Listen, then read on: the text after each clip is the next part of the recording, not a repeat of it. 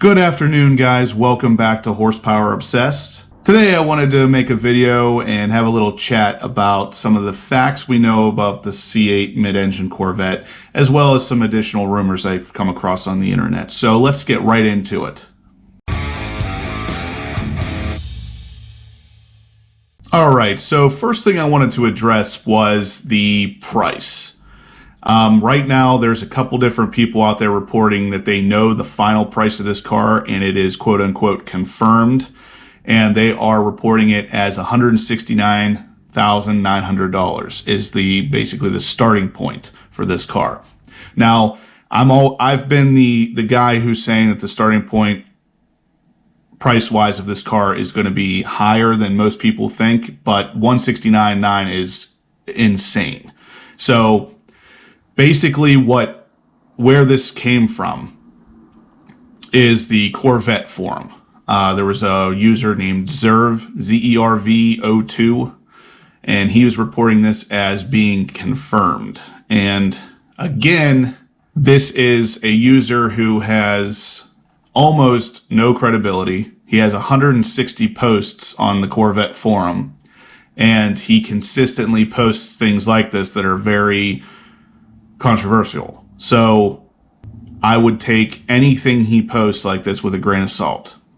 Now, the actual Corvette forum has blown up on this thread because basically every single member in here is posting on there saying, yeah, okay, sure. Because he's saying it's $169,900 like he knows it. He doesn't post any kind of credible sources. He doesn't say where he got his information. He just knows it. So, like I said, take it with a grain of salt. But I know there's a lot of YouTubers reporting this. There's a lot of different forums out there reporting this, all based off one person saying it, and he has no credible sources. But it is, I guess, remotely possible this is the final price, and $169,900 is definitely pushing this car out of the normal Corvette buyer's pocket. Now, the same person, the Zerv02 guy, again on the Corvette forum, posted what he called, quote-unquote, an updated drawing of the interior of the car as well. I'll post that here just to show you what he suggests it's going to look like. It doesn't look much different than the first original drawing we got, so odds are good. It's just a slightly better drawn version, but you can't believe everything you read on the internet. Now, one other piece of information I came across is the actual tire sizes for this car. So the front tire is showing a 245/35/19, and the rear tire is a 305/30/20. Now, these sizes are very, very similar to the sizes we got on the initial Stingray. The front tire is exactly the same size. The rear one is only slightly larger. So this kind of plays into the fact that odds are very good this first car we're seeing is the quote-unquote base model of the C8. So these tire sizes kind of go hand in hand with that. With the upper performance models coming later, like maybe a Z06 or a ZR1 or whatever it is that they're going to call it, odds are good these tire sizes would increase. So it is a pretty good indication that this one is the base model, and that in the future we're going to get larger tire sizes with higher performance. Now, if the tire sizes are indicative at all of the actual performance, being the front tire is the same size as the Stingray and the rear is only slightly larger. The Stingray had at most 465 horsepower. That would tell me this car is going to be right around 500 horsepower if I had to guess, based on just the tire sizes alone. Now, I know mid-engine cars do kind of change some of the physics of the car, so maybe that doesn't necessarily directly correlate to tire sizes, but if history has told us anything with this, odds are good you can make a pretty safe guess that this car is going to be right around 500 horsepower based on just the tire sizes alone. Another interesting thing I read was the side scoop on the C8 Corvette that we've seen so far on the track and everything. And the fact that many people believe that it is actually kind of a decoy to hide what the real design is going to look like underneath it. A lot of people are suggesting that the actual opening of the scoop is facing the wrong direction, and they've seen things through the wrap that you can basically tell that The scoop, instead of scooping in an upward direction, actually scoops in a downward direction, almost like it would be more so there to push air to the rear brakes. Now, this isn't a huge groundbreaking piece of news here, but at the same time, it is interesting to know that GM may be covering certain things on this car in a way to make it look like, to make it look a little different than what it actually is going to look like. So it's interesting to see all of this stuff coming together, because now what the car we're seeing on the track, even though it's covered in camo wrap, this might not even actually be anything like what this car looks like at the end.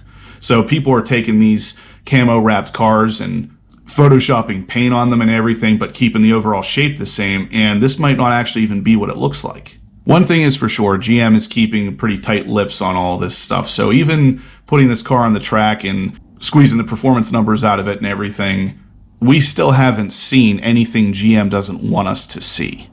Just keep that in mind. So basically just a quick rundown of things we definitely do know about this car. Number one, we know the tire sizes for at least the base model at this point. Number two, we know one of the models, if not the base, maybe the Z06 or one of the higher end models, will have active aero of some kind based on some of the patents that GM has filed. Number three, there is a very good chance that the car will see a manual transmission, again based on some of the patents GM has filed. Maybe this is not an option for the base model that's coming, but maybe it makes its way into one of the higher end performance models. Number four, obviously, we know at this point it is definitely going to be mid-engine. Again, if not just for the looks, because of some of the patents that GM has filed showing engine placement on the car itself. Number five, it does look like the car will in fact have a removable target top based on some of the spy shots earlier on showing a very clear distinction in the front and rear of the roof, showing what looks to be a removable top. Number six, one of the models will definitely have some form of hybrid technology in it. There has been multiple patents filed from GM showing that this is a possibility coming into this car. Odds are good it will not make its way to the base model, but one of these models is definitely going to be hybrid assisted or full hybrid. Number seven, some of the pictures that I've found have suggested that the car is going to have options as far as having a front lip, not having a front lip. So a lot of the aero stuff may be optional right off the bat. So maybe on the base model, some active aero will be an option. But worst case scenario, even if it's not active, you're going to still have the option of adding a lip or not adding a lip based on some of the pictures I've seen. There is still plenty of speculation showing that this car is going to be announced at the Detroit Auto Show in the upcoming year here. So we are literally not even 2 months away from hearing something about this car officially. So it's a very exciting time regardless of how you look at it.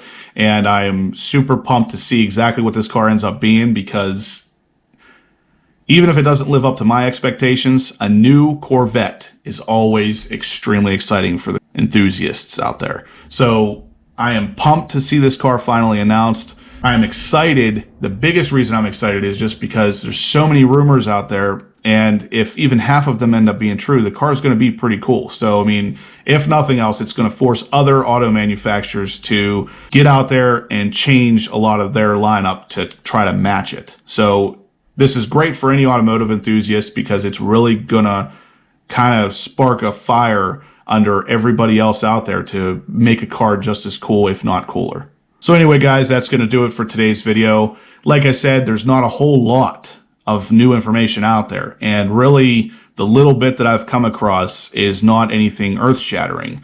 And as much as the tire size of the car doesn't seem like a big deal, it does kind of point us in the direction of a lot of useful information. So take it as you will, but honestly, the information is slow out there for the C8 right now, and I just figured we'd go over a list of things that we know for sure, things that are kind of speculative, and I wanted to throw that tire size out there because I had talked about that once before in one of my previous videos, indicating that usually with a staggered setup, you're not talking about an all-wheel drive setup. So usually if it's staggered, it is still going to be specifically rear-wheel drive, whereas some of the rumors out there had pointed to this being an all-wheel drive car, And if it is, odds are good it would not have staggered wheel setup. So the base model maybe comes out and it doesn't have all-wheel drive option, but maybe one of the upper models will in the future. So we'll have to wait and see. But if you like the video, guys, give me a big thumbs up. If you have any questions, shoot them in the comment section down below. Go ahead and subscribe if you haven't yet. I'd like to have you as part of the Horsepower Obsessed community. And as always, guys, I'll catch you in the next upload.